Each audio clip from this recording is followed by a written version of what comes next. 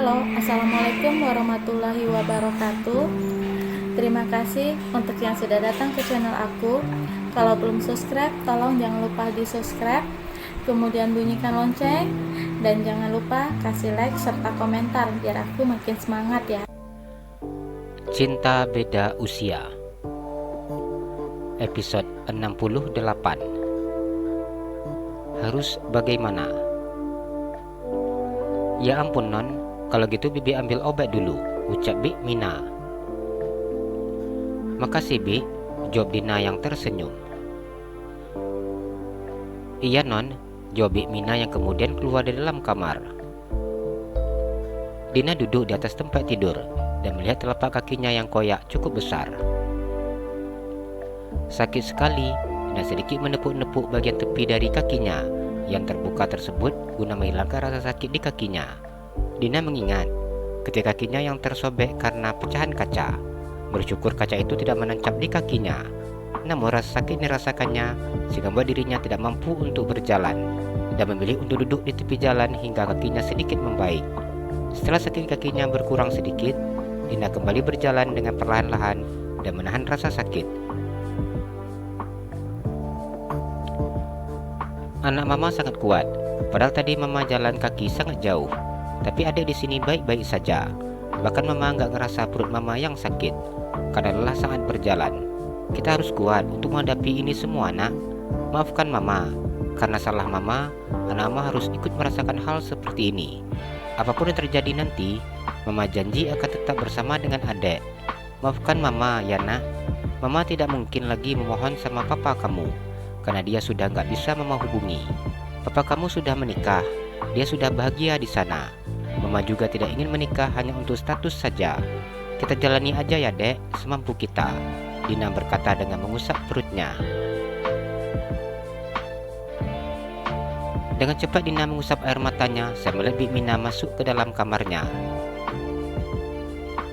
Ini non obatnya, ucap Bi Mina yang memberikan kotak P3K kepada Dina.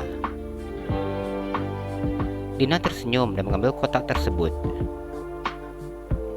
Terima kasih ya Bi, ucapnya. Apa mau dibantu pasangin obatnya non? Bi Mina bertanya dengan memandang kaki Dina. Enggak usah Bi, terima kasih. Saya bisa pasangkan sendiri, Dina tersenyum. Sepertinya masih terbuka non, ucap Bi Mina.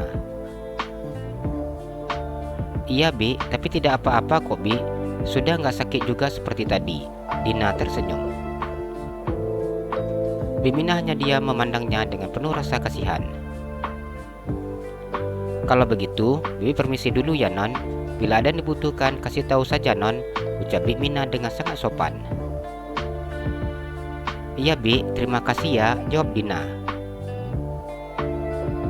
Dina masang obat di kakinya, diusapnya air matanya terus saja menetes. Dina tidak menyangka kedua orang tuanya begitu sangat tega kepada dirinya.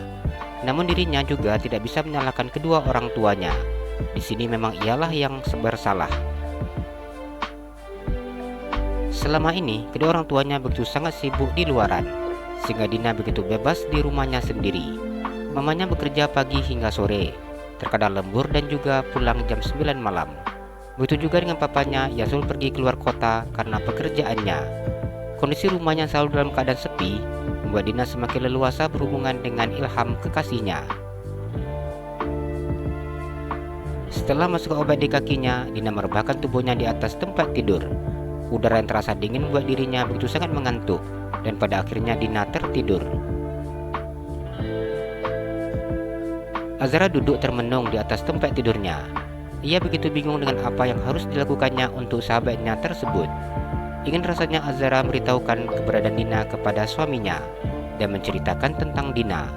Namun rasanya sangat tidak enak bila harus berbicara masalah ini melalui telepon. Pada akhirnya, Azra memutuskan untuk bercerita dengan suaminya bila nanti suaminya sudah pulang dari kantor. Azra yakin suaminya pasti sangat bijak untuk mencarikan solusi terhadap permasalahan yang dihadapi sahabatnya. Nyonya, makan siangnya mau diantar kamar atau di ruang makan? Tanya Bi Mina. Teman Rara lagi apa Bi? Tanya Azara. Lagi tidur Nyonya. Sepertinya teman Nyonya sangat kelelahan dan kakinya juga ternyata sakit, jelas Bik Mina. Jadi, jalannya seperti itu bukan karena kakinya sakit karena jalan jauh? Tanya Azara. Awal mula, Bibi berpikir seperti itu Nyonya. Tapi Bibi perhatikan sepertinya dia meringis kalau berjalan. Jadi Bibi tanya, ternyata kakinya sobek, katanya kena kaca. Bibi Mina menjelaskan panjang lebar. Azara begitu tidak tega ketika mendengar penuturan dari asisten rumah tangganya. Bibi tidak tega melihatnya, kasihan sekali Nyonya, ucap Bik Mina. Azara menganggukkan kepalanya. Biarkan saja dia istirahat Bi, maka siang Rara antar ke kamar aja Bi, pinta Azara. Iya Nyonya, jawab Bik Mina. Nanti bila teman Rara sudah bangun, tolong dikasih makan siangnya ya Bi. Mana tahu nanti setelah makan Rara malah ketiduran. Azara tersenyum. Iya Nyonya, ucap Bik Mina yang tersenyum. Tolong mukena dan juga perlengkapan sholat diantar ke kamar Dina ya Bi. Biar nanti bila Dina bangun bisa langsung sholat zuhur, jelas Azara. Baik Nyonya, ucap Bik Mina yang tersenyum. Terima kasih ya Bi. Azara tersenyum menang Bik Mina. Azara memutuskan untuk makan di kamar saja karena memang ternyata temannya lagi tidur. Azara tidak ingin mengganggu istirahat Dina. Ia tahu bahwa Dina pasti sangat kelelahan setelah berjalan begitu sangat jauh dengan kondisinya yang sedang hamil. Azara mengangkat sambungan telepon dari suaminya. Halo, Assalamualaikum. Azara tersenyum ketika menatap wajah tampan suaminya yang memenuhi layar ponselnya. Waalaikumsalam, lagi apa? Tanya Ferdi. Lagi di kamar, harinya hujan jadinya dingin, buat Rara makin malas. Azara tersenyum. Saat ini dirinya sedang duduk di atas tempat tidur dengan memakai selimut. Mau hujan atau nggak hujan sama aja, perasaan malas selalu. Ferdi tersenyum memandang istrinya. Azara tertawa ketika mendengar ucapan suaminya tersebut. Apa sudah makan? Tanya Ferdi. Baru aja rencana mau makan, jawab Azara. Pakai apa makannya? Tanya Ferdi. Pakai tangan. Azara mengangkat tangannya. Ferdi tertawa mendengar jawaban istrinya. Makannya pakai tangan, tapi tangannya jangan dimakan, ucapnya.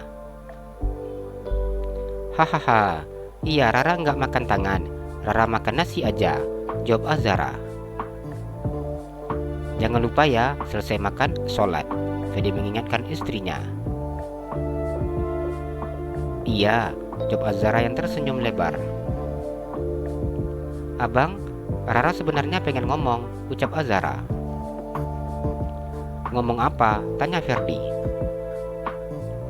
Tapi nanti aja, kalau abang sudah pulang. Abang jangan terlambat makan ya, sholatnya juga nggak boleh terlambat. Azara kembali mengingatkan suaminya.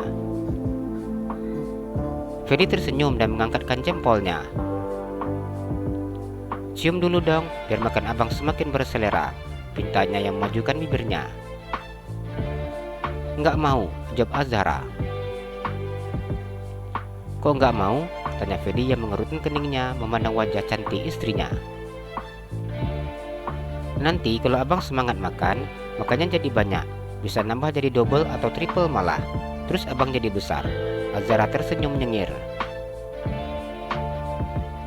Ferdi menelan air ludahnya ketika mendengar ucapan istrinya. Katanya, istri yang sukses adalah istri yang bisa membesarkan badan suaminya, ucap Ferdi. Itu salah. Istri yang sukses adalah istri yang bisa mendietkan suaminya dan menjaga pola makan suaminya. Azara tertawa dan menutup mulutnya. Kalau gitu kasih cium dong, biar nanti abang ingat enggak makan banyak. Ferdi tersenyum dan memajukan bibirnya. Azara tertawa dan menempelkan bibirnya di layar ponselnya. Abang enggak apa-apa makan banyak, walaupun abang gemuk, Rara tetap cinta, ucapnya. Fedi tertawa ketika mendengar ucapan istrinya. Kalau makannya banyak, olahraganya nanti makin wajib ditambah. Ucapnya memang selalu melakukan olahraga untuk menjaga agar tubuhnya tidak gemuk dan juga tidak terjadi penumpukan lemak. Olahraganya Genora Raya bang, Azara tersenyum. Selalu aja cari kesempatan dalam kesempitan. Azara tertawa saat mendengar ucapan suaminya tersebut. Sudah dulu ya sayang, abang mau makan siang dulu. Iya, assalamualaikum, ucap Azara. Waalaikumsalam, Fedi memutuskan sambungan teleponnya. Moga aja Mbak Fedi nanti nggak marah, karena Tebarara akan tinggal di sini menjelang punya tempat tinggal. Azara memandang layar ponselnya. Jalan-jalan ke Pekanbaru, jangan lupa beli sepatu. Kalau kamu suka channel aku, please subscribe aku. Terima kasih.